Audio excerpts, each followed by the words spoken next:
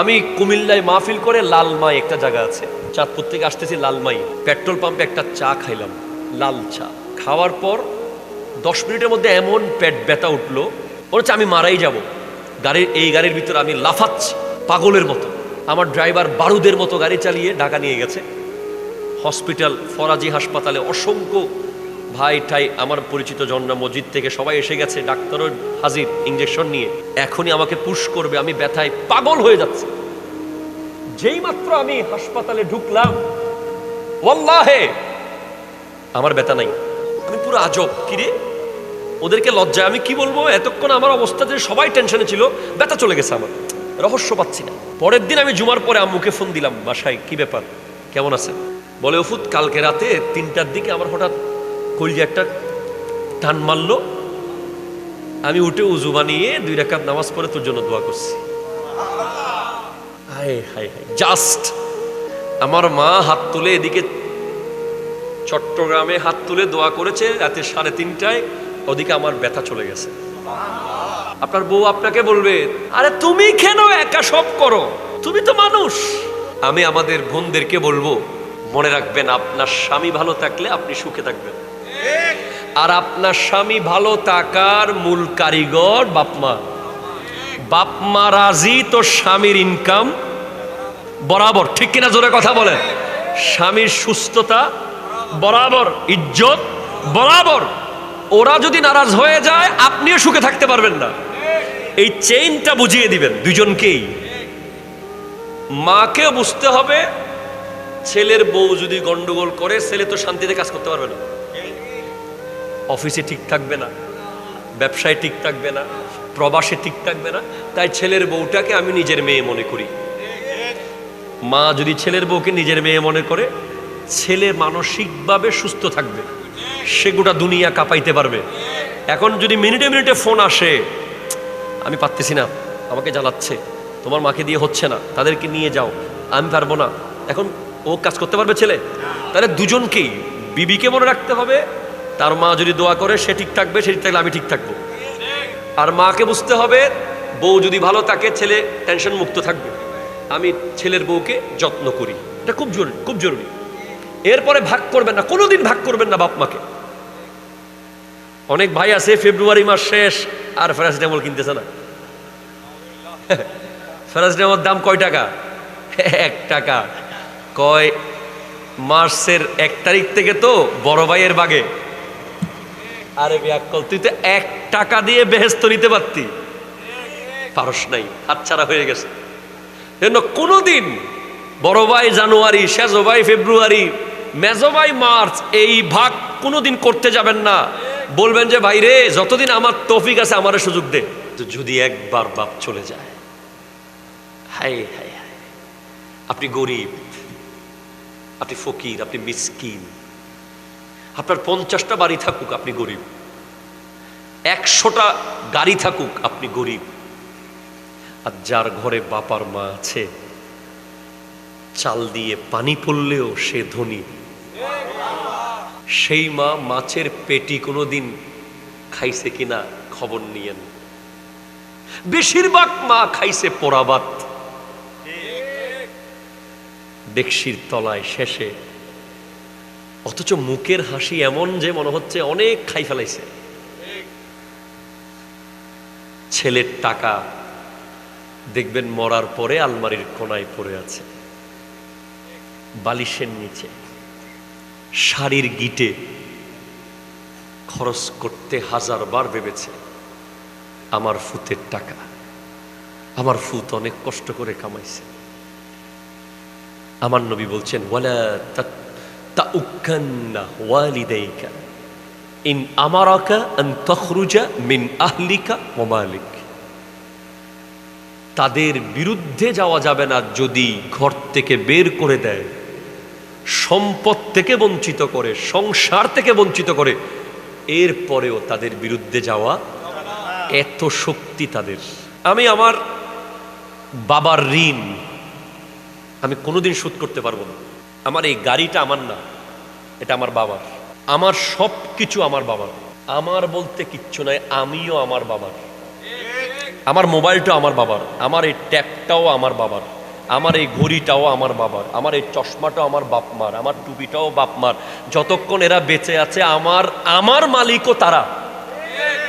অনেক সন্তান কি করে, আমার দোকানে এসে আমার আব্বা টাকা নিয়ে ফেলে, আমার ব্যবসায় আমার বাপ কথা বলে, আমার খেতে গিয়ে আমার বাপ ওটা করে।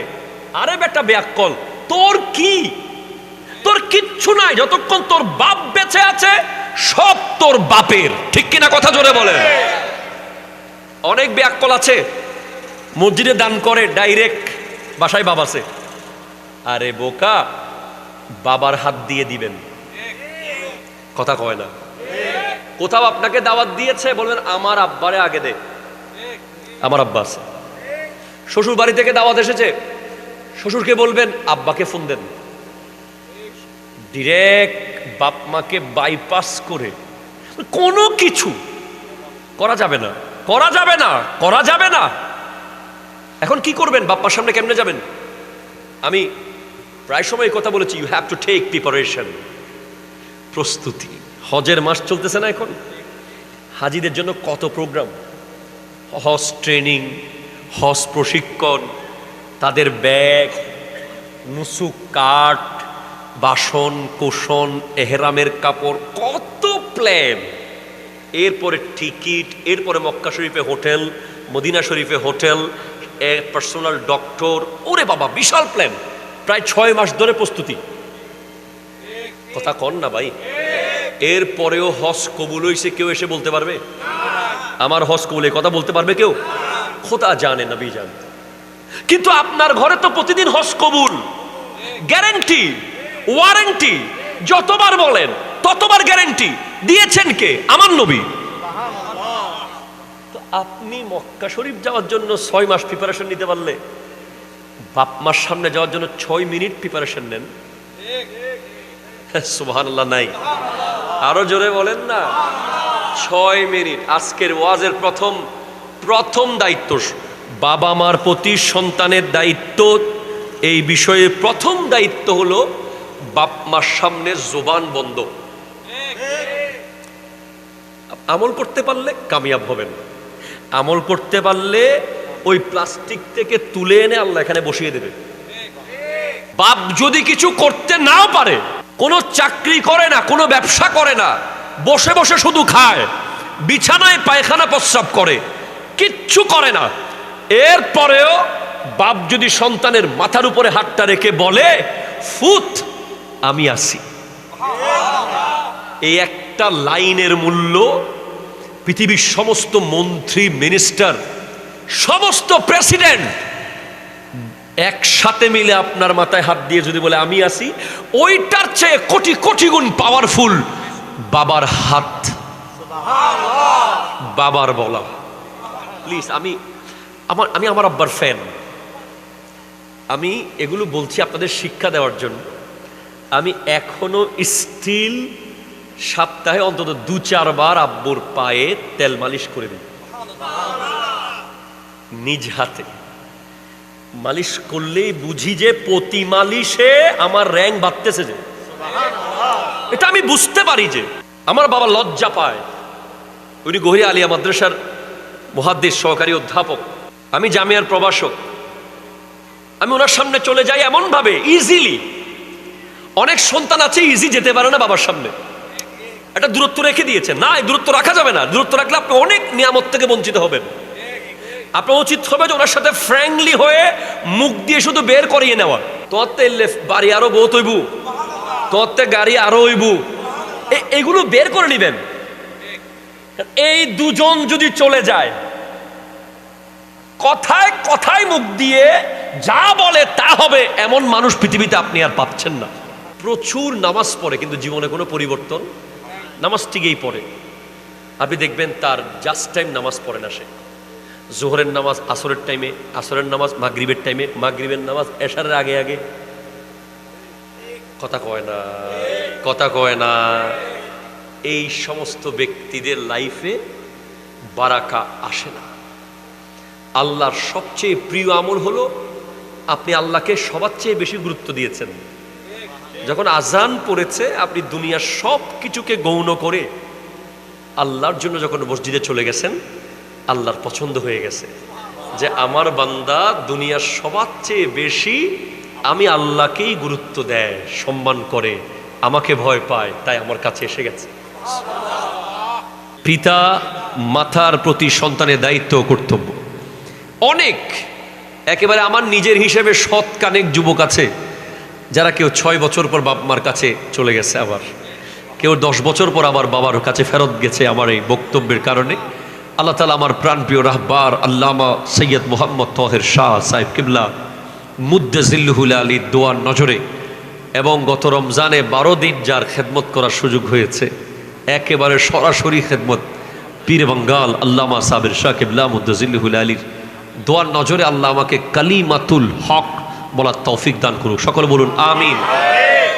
দেখুন প্লিজ কনসেন্ট্রেট যুবক ভাইয়েরা, আমাদের সমাজে একটা বড় ধরনের সমস্যা হয়ে গেছে, আমরা বাপ মার পজিশন বুঝি নাই। পজিশন, আমরা সেনা প্রধানের পজিশন বুঝি। কথা বলতে হবে। আপনারা দুজন হাবিবি যদি সামনে আসেন খুব ভালো লাগবে, আপনাদের মনোযোগ খুব স্পিড দেখতে পাচ্ছি। প্লিজ চাল এই যে সেনা ইয়া আল্লাহ হাবিবি, মাশাআল্লাহ মাশাআল্লাহ বলেন, আল্লাহ কবুল করুক, আমিন জোরে বলেন। প্রবাসী ভাইগুলো আমাদের খুবই প্রিয়, কারণ আমরা গেলে এমন করে যেন নিজের আপন কেউ এসে গেছে। এই মহব্বত খুবই রেয়ার, আল্লাহ কবুল করুক, আমিন বলেন।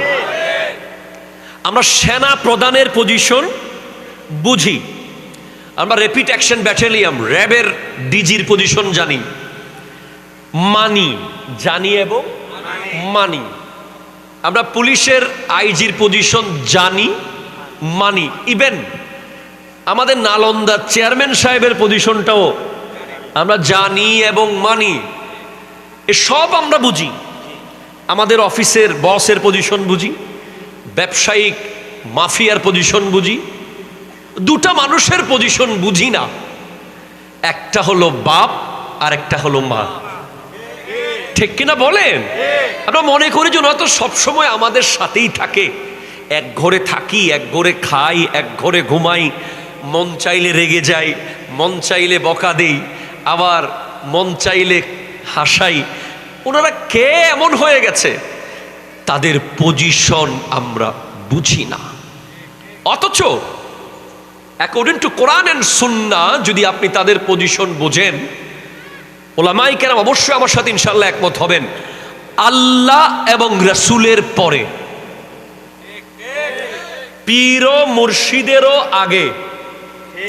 স্পষ্ট ক্লিয়ার কথা। অনেকে আছে যে পীরের দরবারে যায়, বাপরে ভাত দেয় না। কথা জোরে কর, ঠিক কিনা জোরে বলে। অনেকে আছে ওলি আল্লাহর ওরসে মহিষার গরু পাঠায়, মায়ের দিকে চোখ রাঙিয়ে কথা বলে।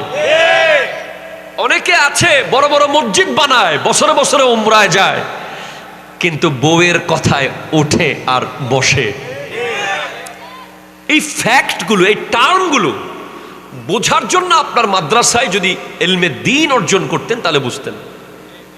এই পৃথিবীতে আপনি আমাকে প্রশ্ন করেন যে আল্লাহ এবং রসুলের পরে জাইনুল আবেদিন কাদেরী আপনি সবচেয়ে বেশি কাকে ভয় পান? আমি এক কথাই বলে দেব, আমি পুলিশের এসপিকে অত ভয় পাই না, সেনাবাহিনীর মেজরকে অত ভয় পাই না, র্যাবের ডিজিকে অত ভয় পাই না, আমার অধ্যক্ষ, আমার উপাধ্যক্ষ, আমার উস্তাদ, আমার বস, আমার লিডার, আমি কাউকে অত ভয় পাই না যত ভয় আমি আমার আব্বা আর আম্মাকে পাই। এখন একটা মায়ের ভয় না ভাই, এই বয়স ওনারা আমাকে মারতে পারবে অত শক্তি ওনাদের নাই। এটা হলো আদবের ভয়। বাপ মার ভয় মানেই আল্লাহর ভয়। সুবহানাল্লাহ জোরে বলেন না। যখন ওনারা ইয়াং ছিলেন, ওনাদের পাওয়ার ছিল ওনাদের শক্তি। কথা কন, ওনাদের বাহুবল, ওনাদের হাতের পাঞ্চ, ওনাদের চোয়ার, ব্যাট নিয়ে দৌড় দেওয়া, ওনাদের টাকা, ওনাদের পজিশন, এগুলো ওনাদের পাওয়ার ছিল। কিন্তু যখন ওনারা বুড়া হয়ে গেছেন, বসা থেকে উঠতে পারে না, খাবার নিজের হাতে খেতে যত বুড়া হয়েছেন তত ওনাদের পাওয়ার পজিশন না, ওনাদের পাওয়ার টাকা না, ওনাদের পাওয়ার বাহুবল না, ওনাদের পাওয়ার হলেন আল্লাহ। আল্লাহ আল্লাহ, ঠিক কিনা? কথা জোরে বলেন। এজন্য you have to be sincere. বাপ মা যত বুড়া হবে তত দুইটা জিনিস আছে, একটা হলো হয়তো তোমাকে ওই বুড়া কালটাকে ইউজ করে নিয়ামত নিয়ে ফেলতে হবে, অথবা জাহান্নাম নিশ্চিত করতে হবে। যত বুড়া তারা হচ্ছেন তত পাওয়ার বাড়তেছে। সুবহানাল্লাহ বলতেছেন না? যত বুড়া হচ্ছেন তত কি হচ্ছে? পাওয়ার বাড়তেছে। আপনি মনে করতেন আরে বুড়া হয়ে গেছে, কোনো কামের না। বাপ যদি কিছু করতে নাও পারে, কোনো চাকরি করে না, কোনো ব্যবসা করে না, বসে বসে শুধু খায়, বিছানায় পায়খানা প্রস্রাব করে, কিচ্ছু করে না, এরপরেও বাপ যদি সন্তানের মাথার উপরে হাতটা রেখে বলে ফুত আমি আছি, এই একটা লাইনের মূল্য পৃথিবীর সমস্ত মন্ত্রী, মিনিস্টার, সমস্ত প্রেসিডেন্ট একসাথে মিলে আপনার মাথায় হাত দিয়ে যদি বলে আমি আছি, ওইটার চেয়ে কোটি কোটি গুণ পাওয়ারফুল বাবার হাত, বাবার বলা। প্লিজ, আমি আমার আব্বার ফ্যান। আমি এগুলো বলছি আপনাদের শিক্ষা দেওয়ার জন্য। আমি এখনো স্টিল সপ্তাহে অন্তত 2-4 বার আব্বুর পায়ে তেল মালিশ করে দিই, নিজ হাতে মালিশ করলেই বুঝি যে প্রতি মালিশে আমার র্যাঙ্ক বাড়তেছে। যে এটা আমি বুঝতে পারি যে আমার বাবা লজ্জা পায়। উনি গহিরা আলিয়া মাদ্রাসার মুহাদ্দিস সহকারী অধ্যাপক, আমি জামিয়ার প্রভাষক। আমি ওনার সামনে চলে যাই এমন ভাবে ইজিলি। অনেক সন্তান আছে ইজি যেতে পারে না বাবার সামনে, একটা দূরত্ব রেখে দিয়েছে। না, এই দূরত্ব রাখা যাবে না। দূরত্ব রাখলে আপনি অনেক নিয়ামত থেকে বঞ্চিত হবেন। আপনার উচিত হবে যে ওনার সাথে ফ্র্যাঙ্কলি হয়ে মুখ দিয়ে শুধু বের করিয়ে নেওয়া, তোরতে বাড়ি আরো বহুত হইবু, তোরতে গাড়ি আরো হইবু, এগুলো বের করে নিবেন। এই দুজন যদি চলে যায়, কথায় কথায় মুখ দিয়ে যা বলে তা হবে, এমন মানুষ পৃথিবীতে আপনি আর পাচ্ছেন না। এই দুজনই আছে। বাকি পীর মুর্শিদকে যদি আপনি অতটুকু রাজি করতে পারেন, মুর্শিদ করিমের তো কোটি কোটি মুরিদ, আর আপনার আব্বা আম্মার মুরিদ শুধু আপনি একজন, আপনার পীর 2 জন। একটু জোরে বলেন না সুবহানাল্লাহ। আপনাকে বুঝতে হবে বিষয়টা। তাইয়্যিব শাহ রহমতুল্লাহ আলাইহির দরবারে একজন মুরিদ হইতে গেছে, হুজুর তাকে মুরিদ করায় নাই, আপ যাইয়ে। পরে খবর নিয়ে দেখা গেছে, পার্সোনালি জিজ্ঞেস করছে হুজুর কিয়া হুয়া, হুজুর জেনে গেছে। बोले पहले बाप माँ को राजी करो, फिर मेरे पास आना। আগে আব্বু আম্মুকে, বাবা মাকে রাজি করে আসো যাও। হুজুর তাকে দেখে, চেহারা দেখে বুঝে গেছে যে তার উপর তার বাপ মা নারাজ।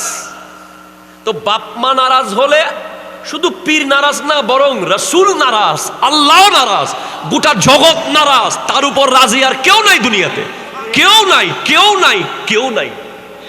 এটা আপনি মানেন বা না মানেন। কোরআন কি বলছে? কোরআন অনেক কিছুই বলেছে বাপ মাকে নিয়ে। কোরআন বলেছে আনিশকুর লি ওয়া লিওয়ালিদাইকা। কোরআন বলেছে ওয়াকাদা রাব্বুকা আল্লা তা'বুদু ইল্লা ইয়াহু ওয়া বিল ওয়ালিদাইনি ইহসানান ইম্মা ইয়াবলুগান্না ইনদাকাল কিবার আহাদুহুমা আও কিলাহুমা ফালা তাকুল লাহুমা উফ।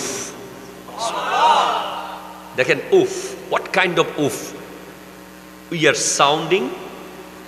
আমরা 2 ধরনের উফ বলি। একটা উফ বলি যে ইনজেকশন মারলে, অথবা আচানক একটা পোকা এসে কামড় দিল, উফ। ঠিক কিনা বলেন তো? আরেকটা উফ হলো যেটা হচ্ছে বিরক্তির উফ। উফ, কেন জ আছে? ঠিক কিনা বলেন বলেন বলেন। উফ, তোর তার হলো হাম নাই না, খালি ক্যাট ক্যাট ব্যাট ব্যাট, উফ। 2টা উফ। আপনি কোনোটাই তাদের সামনে বলতে পারবেন না, কোনোটাই। আল্লাহ ফালা তাকুল বলেছেন, লা তাকুল, এটা নাহি। হুয়া কওলুল কায়েলে লিগাইরিহি আলা সাবিলিল ইস্তি'লা লা তাফআল। আল্লাহ নিজেকে বড় মনে করে আপনাকে আর আমাকে অর্ডার দিচ্ছেন, তুমি আব্বা আম্মাকে please please please please please আম্মু ওদেরকে একটু চুপ করিয়ে দেন। ঠিক আছে, ঠিক আছে। তুমি আছেন, আপনারা আমার সাথে আছেন? ফালা তাকুল, তুমি বলিও না উফ। কি বলিও না? অর্ডারটা কি মেম্বার সাহেব দিয়েছেন? এমপি সাহেব? প্রধানমন্ত্রী? কে দিয়েছেন? অন্য সবার অর্ডার এদিক সেদিক করা যায়, আল্লাহর অর্ডার কি চেঞ্জ করার কোনো সুযোগ পৃথিবীর আছে? বাস অর্ডার ফাইনাল, কোনো অ্যামেন্ডমেন্ট হবে না, এখানে কোনো পরিবর্তন আসবে, এখানে কারো পরিবর্তন করার ক্ষমতা, এটা ফাইনাল ওয়ার্ড। ফালা তাকুল, বলবে না উফ। আচ্ছা, দুইটা উফের মধ্যে একটা আপনার কন্ট্রোলে, আরটা আপনার কন্ট্রোলে নেই। আপনার কন্ট্রোলে কোনটা? যেটা আপনি বিরক্ত হয়ে বলেন। আর একটা উফ যেটা হঠাৎ পোকা কামড় দিয়েছে, ধাক্কা খেয়েছেন, ওই উফটা কিন্তু আপনার কন্ট্রোলে নেই।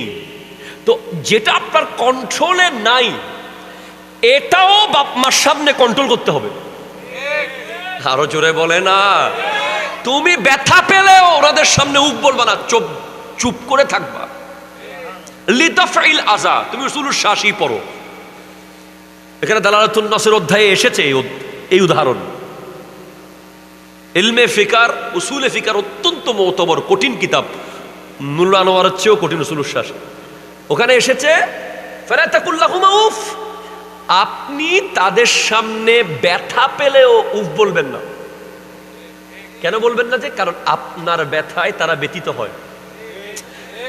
আপনি রেগে রেগে উফ বললেও তারা ব্যথা পাবে, আপনি কষ্ট পেয়ে উফ বললেও তারা, আপনি তাদেরকে কোন টাইপের ব্যথা দিতে পারবেন না। এটা আপনাকে নিষেধ করেছে কে? তাহলে যেখানে, প্লিজ বুঝেন, যেখানে আপনি ব্যথা পেলেও তাদের সামনে উফ বলতে পারবেন না, সেখানে আপনি কিভাবে তাদেরকে বলেন এত কামাতো যেতে ক্যাট কেটকা করো, বেট বেট কেন করছেন? বেশি বুঝেন, এতবার বলতে হয়, এত ডিস্টার্ব করেন কেন? সব সময় এগুলো কি? এই সব সেন্টেন্স যতটা বলেছেন ততবার নিজের র্যাঙ্ক জমিনের নিচে নিয়ে গেছেন, নিজের রিজিক তলোয়ার দিয়ে করেছেন, নিজের হায়াত দিয়ে জ্বালিয়ে দিয়েছেন, নিজের বারাকা ধ্বংস করে দিয়েছেন, নিজের ইজ্জত ডেস্ট্রয় করে দিয়েছেন, জান্নাত খতম করে দিয়েছেন। First of all, the first responsibility of son to their parents, sukut, chup, keep silent in front of your father and mother.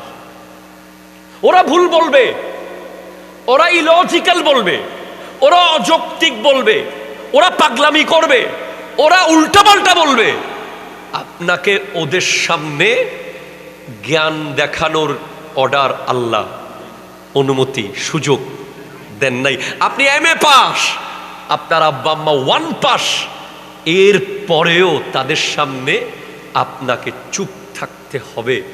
যদি কিছু বলতে হয় এটাকে অনেক ডিজাইন করে বলতে হবে।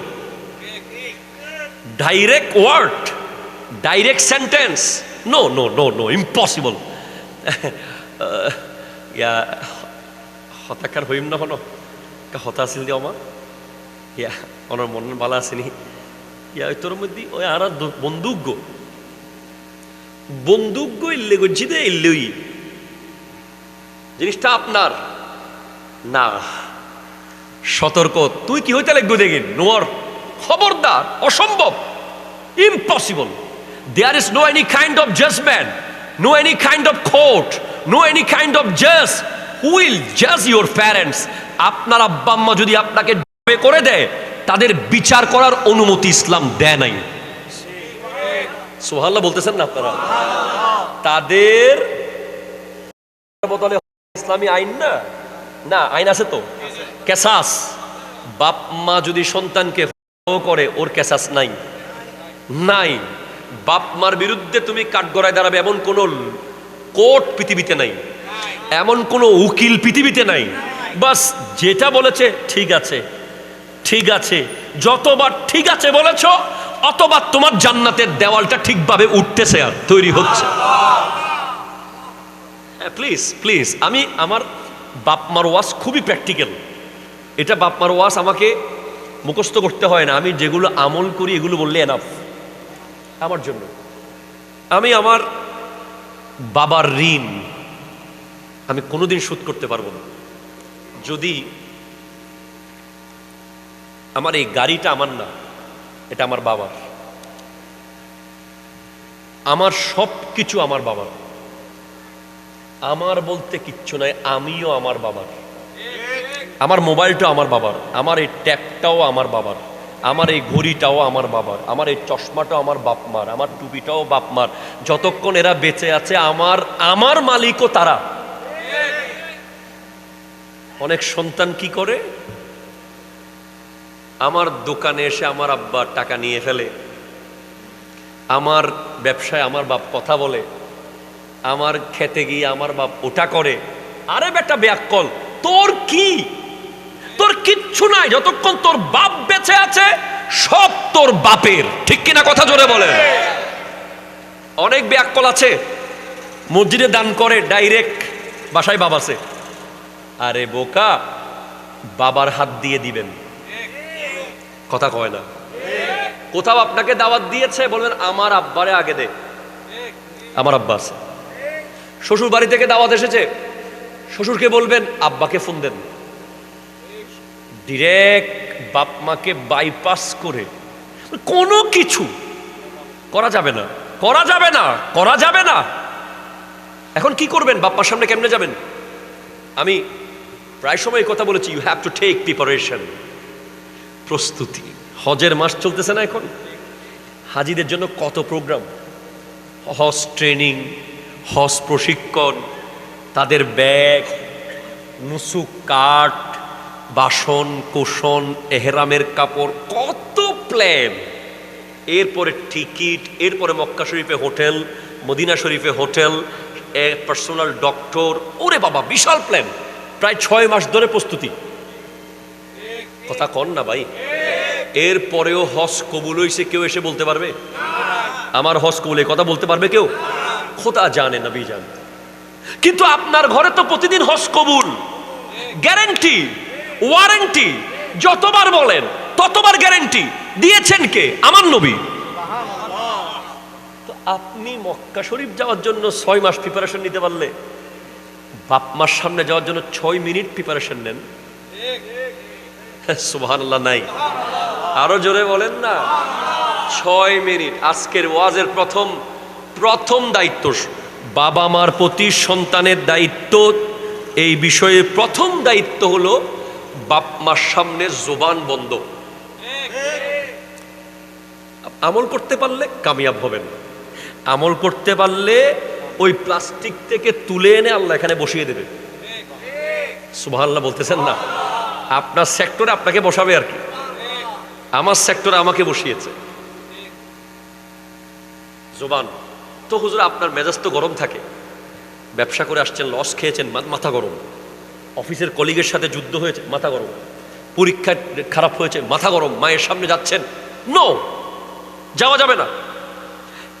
সাধারণ কোনো ব্যক্তির সামনে আপনি যাচ্ছেন না, ওনার সামনে গিয়ে একটা মুস্কি হাসি মারতে পারলেই মকবুল হজের সওয়াব।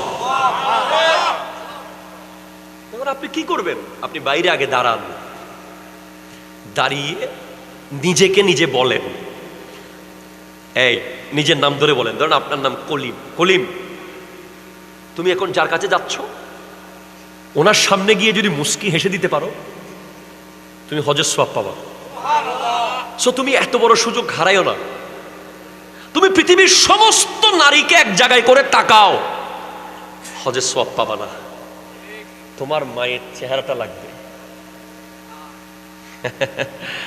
যার মা চলে গেছে ওই মাটির নিচে, সে প্রতিদিন হজ হারাচ্ছে, প্রতিদিন হজ হারাচ্ছে। আমি আগামী বছর আব্বু আর আম্মুকে সারপ্রাইজ দিয়েছি এবার একটা প্রোগ্রামে হজের নেওয়ার জন্য। আমি বুকিং দিয়েছি হজ কাফেলার প্রোগ্রামে। আমার আব্বু আম্মু আমাদের পরিবার সহ ইনভাইটেড ছিল। ওনারা চিন্তা করেন আমি এই কাজ করব। আমি চেক নিয়ে গেছি, নিয়ে চেক দিয়ে ঘোষণা দিয়েছি আমি আগামী বছর আব্বু আর আম্মুকে নিয়ে যাব। এটা আমি কেন করেছি জানেন? আমি এটা ঘোষণা দিয়েছি দুই কারণে, যাতে সন্তানরা জীবনে একটা স্বপ্ন দেখে যে অন্তত দুজনকে না পারলে একজনকে সাথে নিয়ে হলেও মক্কা শরীফ যাব, মদিনা শরীফ যাব। কেন? ওরা দুজন হচ্ছে দোয়ার মেশিন। দোয়ার কি? আপনি দুইটা দোয়ার মেশিন নিয়ে গেলেন, ওই যে মেশিন চলতেছে না একটা, কি মেশিন চালাতে দিবে? মেশিন যখন অন, বিদ্যুৎ চালু। আব্বা আর আম্মা দুজন হলো মেশিন, দোয়ার। আপনার কাজ হবে শুধু মেশিনে যত্ন নেওয়া, মেশিনের তেল, মেশিনের পানি, মেশিনের যাবতীয় পরিষ্কার পরিচ্ছন্নতা, তাদেরকে মেশিন সুস্থ রাখা। জেনারেটর যদি বন্ধ হয়ে যায় কারেন্ট শেষ, মিটার বন্ধ হয়ে গেলে বিদ্যুৎ শেষ, গাড়ির ইঞ্জিন বন্ধ হয়ে গেলে গাড়ি শেষ। আপনার লাইফের ইঞ্জিন বাবার মা। আরে আপনি কে? যেখানে হযরতে মূসা আলাইহিস সালাম, ওনার আম্মা ইন্তেকাল করার পর আল্লাহ বলতেছেন মূসা একটু সাবধানে আসিও, পাহাড়ে পর্বতে এখন একটু সাবধানে আসিও। এতদিন তোমার মা ছিল, তোমার উপরে জাহিরি মায়ের দোয়া ছিল, এখন তোমার মা নাই, একজন নবী। আর আমি কে? আপনি কে? ওরা দুজন আপনার ইঞ্জিন। যদি নিতে পারেন মক্কা মদিনা শরীফ, আপনার কাজ হবে ওনাকে খাওয়ানো আর খুশি রাখা, ওনার কাজ হবে যা লাগে নিয়ে দেওয়া। আমি কি করে বুঝাবো বলেন? আমার লাইফে এমন রেকর্ড আছে যে আমি জুমার মিম্বরে ওয়াজ বন্ধ করে আমার আব্বুর জন্য গাড়ি ঠিক করেছি। ঢাকার মসজিদে সামনে 3000 মুসল্লি, ঢাকা মিম্বরে ওয়াজের মাঝখানে আমার মোবাইলে মেসেজ আসছে যে আব্বুর গাড়ি এখনো আসে নাই, আব্বু একটা কাজে যাবে জুমার পরে। আমি মিম্বরে ওয়াজ বন্ধ করে গাড়ি ঠিক করেছি, কারণ আমি জানি যে উনি ঠিক থাকলে ওই চাক্কাগুলো চলবে। আমার লাইফে অনেক এরকম ঘটনা আছে। আমি একবার আব্বুকে গাড়ি ঠিক না করে দিয়ে চলে গেছিলাম, ওনার কাজ ছিল। আমি আমার আব্বার যাত্রা কোথাও থাকলে আগে আমারটা গাড়ি দিয়ে দিই, আমি অন্য গাড়ি নিয়ে যাই, অথবা ওনাকে গাড়ি ঠিক করে দিই। এরকম ঠিক করে না দিয়ে বেখেয়ালে চলে গেছি। আমার গাড়ি রাস্তার ঠিক মাঝখানের দুই পাশ থেকে চাকা খুলে গেছে। এটা হচ্ছে সবার ক্ষেত্রে এটা হবে না। যার পাওনা যত বেশি তার পরীক্ষা তত বেশি। আপনি ফিডব্যাক যত বেশি পাবেন, আপনাকে পরীক্ষা তত বেশি দিতে হবে। এরপরে আমি কুমিল্লায় মাহফিল করে লালমাই একটা জায়গা আছে, চাঁদপুর থেকে আসতেছি লালমাই, পেট্রোল পাম্পে একটা চা খাইলাম, লাল চা। খাওয়ার পর 10 মিনিটের মধ্যে এমন পেট ব্যথা উঠলো, ওর হচ্ছে আমি মারাই যাব। গাড়ির ভিতরে আমি লাফাচ্ছি পাগলের মতো। বৃহস্পতিবার রাত আমার ড্রাইভার বারুদের মতো গাড়ি চালিয়ে ঢাকা নিয়ে গেছে। হসপিটাল ফরাজি হাসপাতালে অসংখ্য ভাই ঠাই আমার পরিচিত জন্না মসজিদ থেকে সবাই এসে গেছে, ডাক্তারও হাজির ইঞ্জেকশন নিয়ে। এখনই আমাকে পুশ করবে, আমি ব্যথায় পাগল হয়ে যাচ্ছি। যেই মাত্র আমি হাসপাতালে ঢুকলাম, ওয়াল্লাহে আমার ব্যথা নাই। আমি পুরো আজব, কিরে ওদেরকে লজ্জায় আমি কি বলবো, এতক্ষণ আমার অবস্থাতে সবাই টেনশনে ছিল, ব্যথা চলে গেছে, আমার রহস্য পাচ্ছি না। পরের দিন আমি জুমার পরে আম্মুকে ফোন দিলাম বাসায়, কি ব্যাপার, কেমন আছেন? বলে ওফুত কালকে রাতে 3টার দিকে আমার হঠাৎ কলজে একটা টান মারলো, আমি উঠে উজু বানিয়ে 2 রাকাত নামাজ পড়ে তোর জন্য দোয়া করছি। হায় হায় হায়, জাস্ট আমার মা হাত তুলে এদিকে চট্টগ্রামে হাত তুলে দোয়া করেছে রাতে 3:30টায়, ওদিকে আমার ব্যথা চলে গেছে। That is bonding. এটা এমন এক সম্পর্ক, আপনি আমেরিকায় হুচট খেলে নালন্দায় আপনার আব্বার খবর হবে, আপনার মায়ের খবর হবে। এটা সেরকম জিনিস পৃথিবীর কোথাও পাবেন না, এমন বিশ্বাস করেন। আমার জীবনের সব কিছু দিয়ে যদি আমার আব্বাকে আরেক দিন বেশি বাঁচাইতে পারি, আমার মাকে আরেক দিন বেশি বাঁচাতে পারি, আমি সেই চেষ্টা করে যাব। কারণ ইনাদের 1 মিনিটের দোয়া আমার আগামী 50 বছরের সুখের জীবন। 1 মিনিটের দোয়া যদি টাইম টু টাইম জায়গা বরাবর নেওয়া যায়। বোকারা বুঝে না, এরা বুঝে না কেন? সেদিন চট্টগ্রামের কোনো এক জায়গায় এক যুবক মাকে মারতেছে, ইন্না লিল্লাহ, বিশ্বাস করেন আমি মনে হয়েছে যে আমি বোধহয় পৃথিবীতে নাই, আমি অন্য কোথাও চলে গেছি। কেমনে এই হাত গেল কেমনে? আমি আজকে আমার বয়স প্রায় 40-এর কাছাকাছি, আমি এখনো আমার আব্বা আম্মার সামনে এভাবে চোখ তুলে তাকিয়ে কথা বলবো সেই সাহস অর্জন করতে পারি নাই। আমার ব্যাপারে একবার কথা উঠছিল, আমি আব্বা আম্মাকে ছাড়া আলাদা থাকি কিনা, আমি যে ওনাদেরকে ছেড়ে আলাদা থাকবো এই সাহস। ইভেন আপনাদেরকে খুব কাছের মানুষ তাই বলতেছে, আমি এখনো বিবি নিয়ে বাপ মা ছাড়া কোথাও যাই নাই। যাওয়ার সুযোগ অবশ্যই আছে, নিয়ম আছে, বাপ মা নিজেই বলছে তোমার ওয়াইফ নিয়ে তুমি বেড়ায় আসো না। আমি যতবার বেড়াতে গিয়েছি আব্বা আম্মুর সাথে নিয়ে গেছি, কারণ যদি চলে যায় আমি তো আর পাবো না।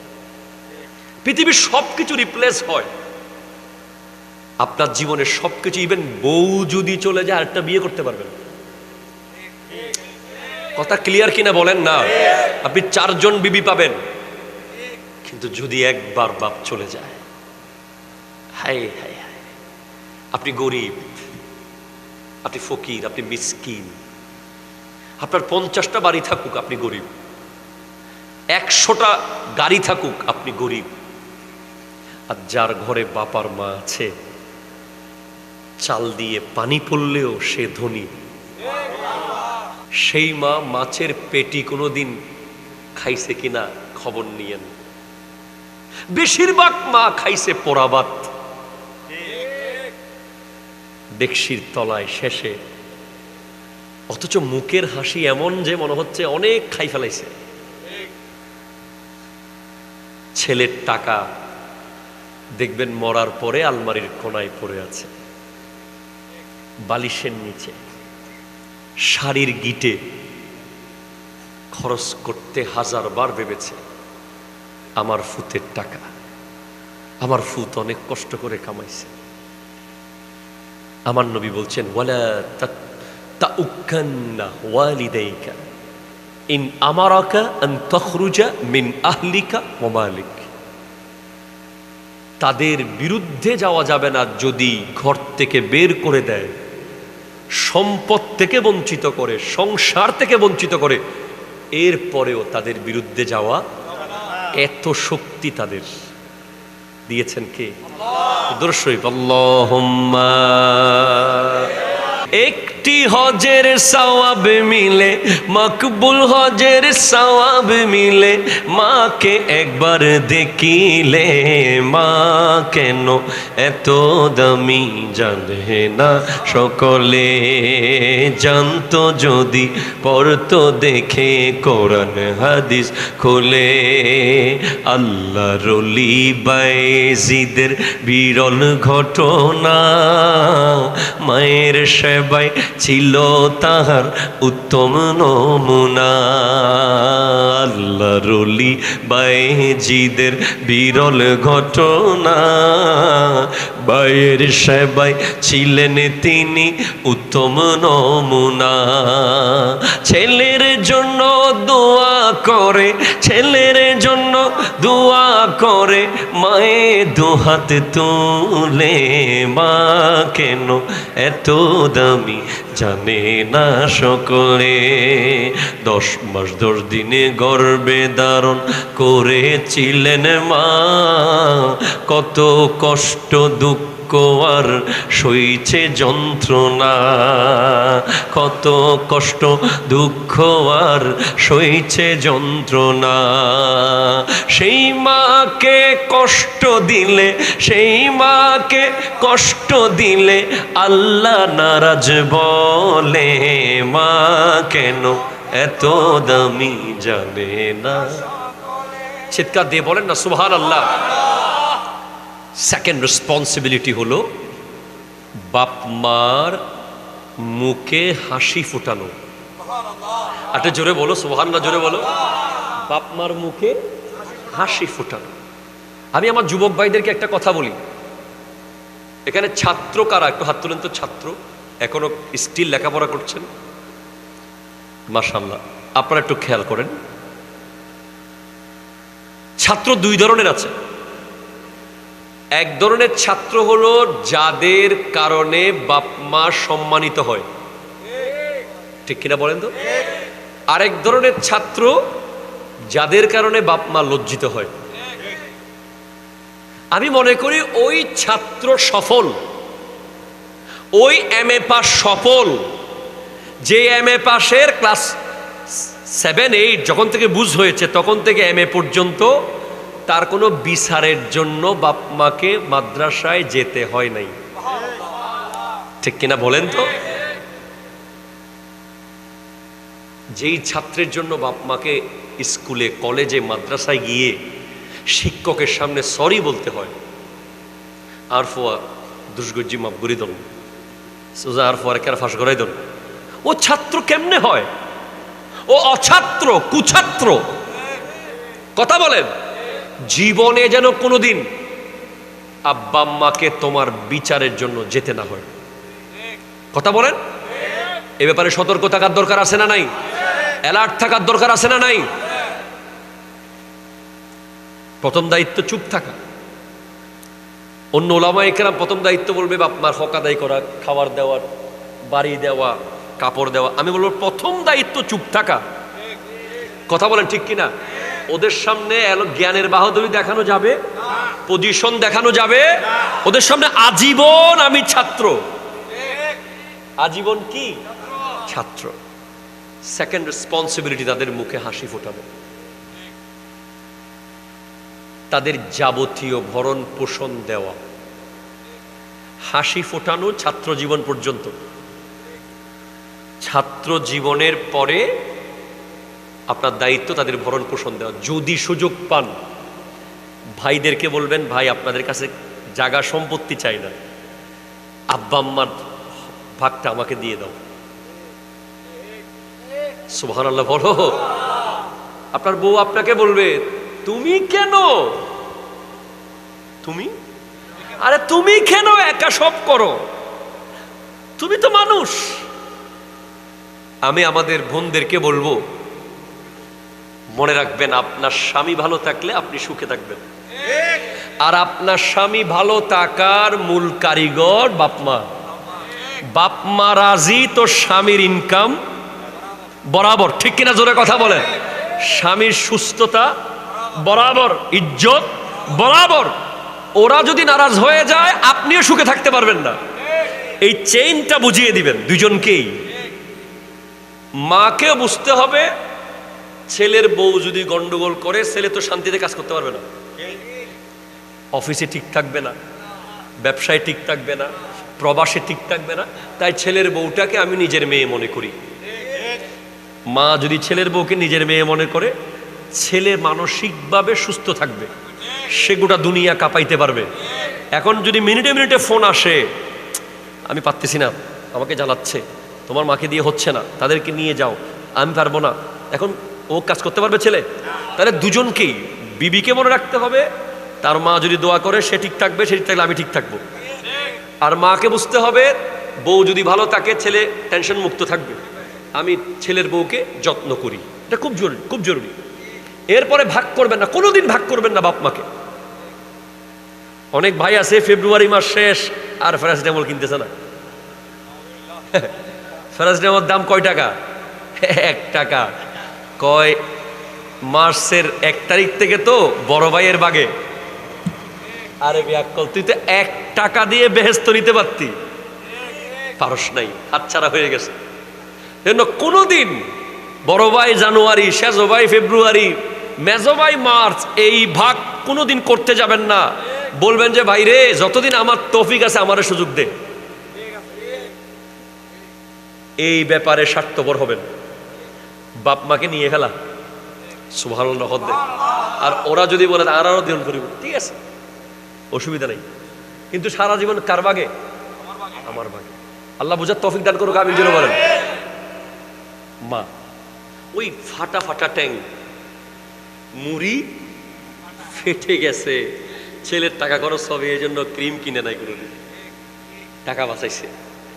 ওই ফাটা ট্যাংটা মাঝে মধ্যে দেখিয়েন, ওইটার নিচেই আপনার ব্যস্ত লেখা আছে বাপ। Father is a one man army. একটা দেশের একটা সেনাবাহিনী, একটা সেনাপতি বাবা। প্রত্যেক সন্তানের জন্য তার বাবা হলো বিশ্বের শ্রেষ্ঠ পুরুষ। কতবার বলেছে চাকরি ছেড়ে দিব, ন হয় খেয়াল করি শোন না। অফিসের বসের বকা, পরিশ্রম, কষ্ট, আন্নফারির হারে তো যেতেন না। রাত্রে বাচ্চাদের চেহারা দেখে আমি না গেলে সংসার কে চালাবো, আমার মেয়ের বিয়ে খেয়ে দেবে, আমার ছেলের পরীক্ষার ফিস খেয়ে দেবে। আবার ফজরে ঘুম থেকে উঠে কুয়াশার ভিতরে ব্যাগটা হাতে নিয়ে রাস্তার কাছায় কাছায় যিনি 30 বছর ধরে যাচ্ছে, উনি বাবা। যিনি সন্তানের জন্য মাটি কাটতে লজ্জা পায় না, যিনি সন্তানের জন্য রিক্সা চালাতে লজ্জা পায় না, যিনি সন্তানের জন্য মানুষের দুয়ারে ভিক্ষা চাইতে লজ্জা পায় না, ওরকম শক্তিশালী ব্যক্তি হলো বাপ। আমরা মাদের সাথে অনেক কাছাকাছি থাকি, কিন্তু বাবাদের অন্তর, বাবাদের মোহাব্বত আমরা সহজে উপলব্ধি করতে পারি না, বাবার কাছাকাছি আমরা যেতে পারি না। আজকের দিনে আপনি দেখবেন আপনার অনেক টাকা, পাঞ্জাবি কিনে দেওয়ার বাপটা কিন্তু পৃথিবীতে নাই। আপনার অনেক টাকা, শাড়ি কিনে দেওয়ার জন্য মাটা পৃথিবীতে নাই, শেষ। আল্লাহ আমাদেরকে বোঝার তৌফিক দান করুক। আমার আল্লাহ কোরআনুল কারীমে 3টা জোড়ার কথা বলেছেন, 3টা জোড়া, সুবহানাল্লাহ বলেন। এই জোড়াগুলো হাদিস অনুযায়ী একটা ছাড়া একটা চলবে না, জোড়া জোড়া চলবে। একটা জোড়া হলো আতিউল্লাহ ও আতিউর রাসূলা, আল্লাহর আনুগত্য করো, রাসূলের আনুগত্য করো। কেউ যদি শুধু আল্লাহর আনুগত্য করে, রাসূলের না করে, ওই আনুগত্য আল্লাহ কবুল করবে না। সেকেন্ড জোড়া আকিমুস সালাতা ওয়া আতুজ যাকাহ, নামাজ কায়েম করো, যাকাত আদায় করো। অনেকে নামাজ পড়ে যাকাত দেয় না, যাকাত ফরজ হয়েছে যাকাত দেয় না, ওই নামাজ কবুল হবে না। অনেকে শুধু যাকাত দেয়, বছরে বছরে মসজিদে আসে না, আসে না? নাই, মাফি ফায়দা, কবুল হবে না। 3 নম্বর জোড়া হলো আনিশকুরলি ওয়ালি ওয়ালিদাইকা, আল্লাহ শুকরিয়া করো, বাবা মার শুকরিয়া আদায় করো। অনেক ব্যাককল বলে আর বাপে কি দিগেই দে, আরো জোরে বলেন, সবাই বলেন। এক ব্যাককলকে দেখলাম বাবার কবরে গিয়ে,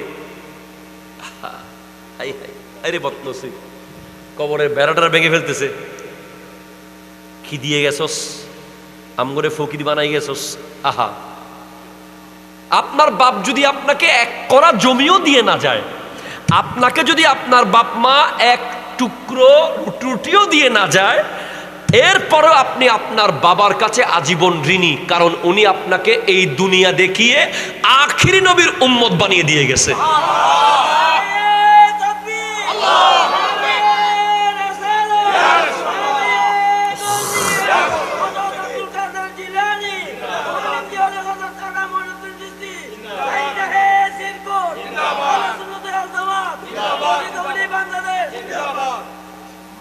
মারহাবা বলেন না? আপনার আব্বা না থাকলে আপনি নিজেকে কিয়ামতের মাঠে এই নবীর উম্মত দাবি করতে পারতেন না। হাই হাই হাই, আপনি হাসরের মাঠে গেলে বুঝবেন আপনি কে, এখন বুঝবেন না। হাসরের মাঠে যান, দেখবেন সব নবীর উম্মতরা চুপ করে আছে, আর আপনার নবীর শান চলতেছে। সব নবী বলবে যে ইযহাবু ইলা গায়রি, অন্যদিকে যাও, অন্য কারো কাছে যায়। আর আপনার আমার নবী বলবে আনা লাহা, আমার কাছে আসো। তখন আপনি বুক ফুলিয়ে বলবেন আন নবী বে, ইবে আন নবী, আইবের উম্মত। দুনিয়ার সবাই সম্পর্ক ছিন্ন করবে। দুনিয়ার সবাইকে আমার বলা যায় না। নিজের আপন ভাই কেউ ওর সময় আমার বললে পরিচয় নাও দিতে পারে। সারা জীবন বন্ধুত্ব ছিল, ব্যবসায়িক পার্টনার, গরিব হয়ে গেছেন, এখন পরিচয় আমার বন্ধু বললে চিনে না। ঠিক কিনা কথা বলেন না? আমার এসপি চিনে না, আমার ওসি চিনে না, আমার ডিসি নাও চিনতে পারে। ডিসি সাহেবকে আমার বলার জন্য আপনাকে ম্যাজিস্ট্রেট হতে হবে, ওসি সাহেবকে আমার বলার জন্য আপনাকে এসআই হতে হবে, বিসি সাহেবকে আমার বলার জন্য আপনাকে ইউনিভার্সিটির ছাত্র হতে হবে। আর নবীকে আমার নবী বলার জন্য আপনাকে কিছুই হতে হবে না। আপনি এই জমানায় জন্মগ্রহণ করেছেন, এজন্য আপনি বলতে পারবেন উনি আমার নবী। এই কন্ট্রিবিউশন আপনার আব্বা আর আম্মার, এজন্য ওনাদের কাছে আমরা ঋণী। আমার নবীকে জিজ্ঞেস করা হয়েছে আইয়ুল আমালে আহাব্বু ইলাল্লাহি তাআলা, সুইলা রাসূলুল্লাহি সাল্লাল্লাহু আলাইহি ওয়াসাল্লাম আইয়ুল আমালে আহাব্বু ইলাল্লাহি তাআলা, ওগো নবী একটু বলুন না আল্লাহর কাছে সবচেয়ে প্রিয় আমল কি? কোন কাজগুলোকে আল্লাহ বেশি পছন্দ করে? এক নম্বরে আমার নবী বলেছেন আসসালাতু লিওয়াক্তিহা, অন টাইম মসজিদে যাওয়া। আজান দিছে, দুনিয়া সব স্টপ, মসজিদে যাব। মসজিদে যাওয়া পছন্দের না, অন টাইম যাওয়া। আপনারা দেখবেন যে অনেক মানুষের প্রচুর নামাজ পড়ে কিন্তু জীবনে কোনো পরিবর্তন, নামাজ ঠিকই পড়ে। আপনি দেখবেন তার জাস্ট টাইম নামাজ পড়ে না। সে জোহরের নামাজ আসরের টাইমে, আসরের নামাজ মাগরিবের টাইমে, মাগরিবের নামাজ এশারের আগে আগে। কথা কয় না, কথা কয় না।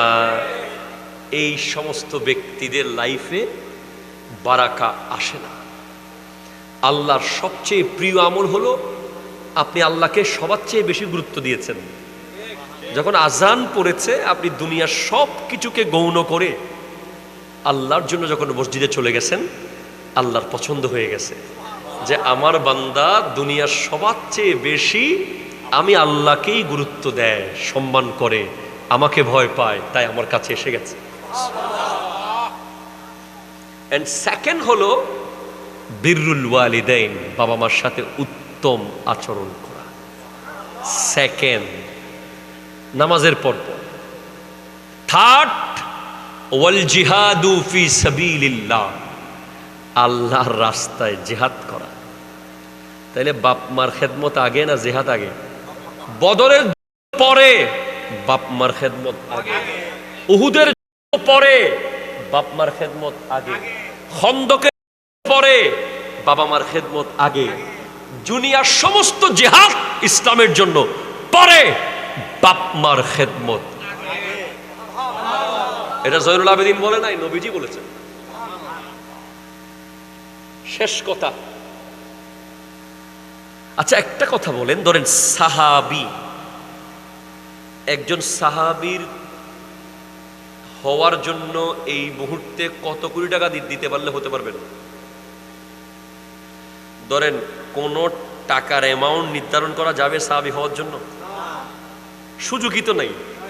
যদি বলেন যে আমি নালন্দার জমিন যতগুলো, অত পরিমাণ টাকার বস্তা কোন এক জায়গায় দেব, আমাকে একটু সাহাবী হওয়ার সুযোগ করে দেন, সুযোগ আছে? মান লাকিয়ান নবী সাল্লাল্লাহু আলাইহি ওয়াসাল্লাম ওয়া মাতা আলাল ঈমান, যিনি নবীজিকে কপালের চোখে দেখেছেন আর ঈমানের উপর ইন্তেকাল করেছেন, উনি সাহাবী। সুবহানাল্লাহ। ইয়া রাসূলুল্লাহ। আর যদি 1 মিনিটেরও হয়, উনি 1 মিনিট, কয় মিনিট, এই 1 মিনিট আগে উনি ঈমান এনেছেন নবীর সামনে, 1 মিনিট পরে মরে গেছেন, নামাজ, রোজা, হজ, যাকাত, জিকির, আজকার, দরুদ, সালাম কিচ্ছু করতে পারেন নাই, শুধু নবীজির চেহারা দেখে কালিমা পরে মারা গেছেন। ওনার মূল্য গাউসুল আজমের উপরে, সুবহানাল্লাহ, ইয়া রাসূলুল্লাহ। গরিব নওয়াজের উপরে, পৃথিবীর সমস্ত অলিদের উপরে, সুবহানাল্লাহ, শুধু ইমানের চোখে নবীকে দেখা। সুবহানাল্লাহ। এই সার্টিফিকেট কি সহজ? বলেন সহজ সার্টিফিকেট এটা? গোটা দুনিয়া দিলেও তো এটা পাওয়া যাবে না এখন। আমার নবী যদি জিন্দা নবী রওজায় আছেন, যদি নবীজি আবার দুনিয়াতে উঠেন, আবার সশরীরে আসেন, আবার দেখা যায়, তাহলে সম্ভাবনা আছে, এছাড়া আসলে সম্ভাবনা। আইরে মা, মা তোমার শান কোথায়? ওয়াইসুল করণী সাহাবার সনদ নেন নাই মায়ের জন্য। সুবহানাল্লাহ, হরি তারা ন বুঝে দে, সুবহানাল্লাহ হম হদ দে। হযরতে ওয়াইসুল করণী নবীজির আমলে পৃথিবীতে ছিলেন, করণ শহরে ছিলেন, গেলেই নবীজিকে কপালের চোখে দেখতেন। যতবার যেতে চেয়েছেন, স্বপ্নে নবী বলেছেন তোমার মা একা, আমাকে দেখতে আসিও না, তোমার মা একা। কত দামি জিনিস! কয় কোটি 500 টাকার নোট দিলে একটা সাহাবীর সনদ হবে, কয় হাজার কোটি স্বর্ণের বার দিলে একটা সাহাবা হবে। ওয়াইসুল করণী সেই সার্টিফিকেটটা নেন নাই। আমি সাহাবা হতে পারলাম না। কেন পারোনি? মায়ের সেবা করার জন্য। তো তোমার মূল্য কত হলো? হযরত ওমর, হযরত আলী রাদিয়াল্লাহু তাআলা আনহুমা ছোটখাটো সাহাবা, ছোট মনে হয়, মেজো সেজো, সবচেয়ে বড়দের মধ্যে অন্যতম 2 জন। একজন ওমর, যিনি 40তম মুসলমান পৃথিবীতে, যিনি রাস্তা দিয়ে হেঁটে গেলে শয়তান আরেক রোডে হাঁটত, যিনি 22 লক্ষ বর্গ মাইলের শাসক ছিলেন, সুবহানাল্লাহ। বালির উপরে শুয়ে ইটের উপর মাথা দিয়ে সেরা কাপড় পরে 22 লক্ষ বর্গ মাইল শাসন করেছেন হযরত ওমর। সুবহানাল্লাহ। উনি আর মৌলা আলী, যিনি খাইবরের দরজা 40 মণ এক হাতে আলগাই ফেলাইছেন, সুবহানাল্লাহ। যিনি বিশ্ববিখ্যাত ইলমের শহরের দরজা। আমার নবী বলছেন আমি এলমের শহর, জ্ঞানের শহর, আলী তার দরজা। আনা মদিনাতুল ইলম ওয়া আলীউন বাবুহা। নবীজি বলছেন আনা দারুল হিকমাহ ওয়া আলীউন বাবুহা, আমি হিকমতের কামরা, আলী তার দরজা। এই 2 জনকে আমার নবী বলেছেন তোমরা একটা লোক পাবা বাড়ি করণ, ওনাকে পাইলে একটু দোয়া নিও। সাহাবী দোয়া নেবে তাবেঈর কাছে, বলি ইয়া রাসূলুল্লাহ উনি এমন কি করেছে? উনি তার মাকে রাজি করেছে, মাকে রাজি করেছে, মাকে রাজি করেছে। যান আজকের মাহফিল থেকে গিয়ে মায়ের কদমে চুমা দেন, যত পারেন চুমা দেন। যারা হারিয়ে ফেলেছেন, কবরে চলে গেছে, তাদেরও সমাধান আছে। আমার নবীর কাছে এক সাহাবী এসে বলে ইয়া রাসূলুল্লাহ আমি একটা মান্নত করেছি। মান্নত কি মান্নত? আমার এই কাজটা হলে আমি জান্নাতের গেইটে চুমা দেব। এখন আমার কাজ হয়ে গেছে নবী, আমি জান্নাত কোথায় পাই পৃথিবীতে? কয় তুমি এটা কি মান্নত করলে, আজব মান্নত। বলে ইয়া রাসূলুল্লাহ একটু বলেন, আমি জান্নাতের গেইটে চুমু দিতে হবে এখন। বলে যাও, তোমার বাবার কপাল জান্নাতের দরজার উপরের চৌকট, আর তোমার মায়ের কদম জান্নাতের দরজার নিচের চৌকট। ওই দুই জায়গায় চুমু দিলে জান্নাতের দরজায় চুমু দেওয়া হয়ে যাবে। বলে ইয়া রাসূলুল্লাহ, তারা তো একজনও দুনিয়াতে নাই, আমি এখন কোথায় চুমু দেব? বলে যাও, তাদের কবরে গিয়ে বাবার পায়ের দিকে একটা চুমু দাও, মায়ের মাথার দিকে একটা চুমু দাও। জান্নাতের গেইটে চুমু দেওয়া হয়ে যাবে। একটু চোখটা বন্ধ করে দেখেন, যার ঘরে ঘরে বাপ মা আছে, আপনার ঘরে জান্নাতের দরজা আছে, খুদ জান্নাত আছে। ওনারা দুনিয়ার জন্য খারাপ মানুষ, দুনিয়ার জন্য আসামি, চোর, বাটপার, মুনাফেক, সব দুনিয়ার জন্য হলেও আপনার জন্য অলি। বাপ মাই তারা দুনিয়ার লাই জল্লে হারাপ হইব, কি জেলখানাত 100 কোনো আসামি হইলেও ফোয়াল্লাই বলি। দুইজন FCPS আপনার বাসায় আছে যদি বাপ মা বেঁচে থাকে, যারা কোনো টেস্ট করা ছাড়া রোগ ঠিক করে দিতে পারে, শুধু ফু দিবে। আল্লাহ বুঝার তৌফিক দান করুক। আল্লাহ আমাদের বাপ মার হায়াতে বরকত দান করুক। আমার নবী ইরশাদ করেছেন, মান যারা কবর আবওয়াইহি আও আহাদিহিমা ফি কুল্লি, ব্যক্তি আব্বা এবং আম্মার কবর অথবা যে কোনো একজনের কবর প্রতি শুক্রবারে জিয়ারত করবে, আল্লাহ তার অতীতের সমস্ত গুনাহ মাফ করে দেবে। সর্বশেষ, আব্বা আম্মারও কিছু দায়িত্ব আছে সন্তানের প্রতি। সন্তান,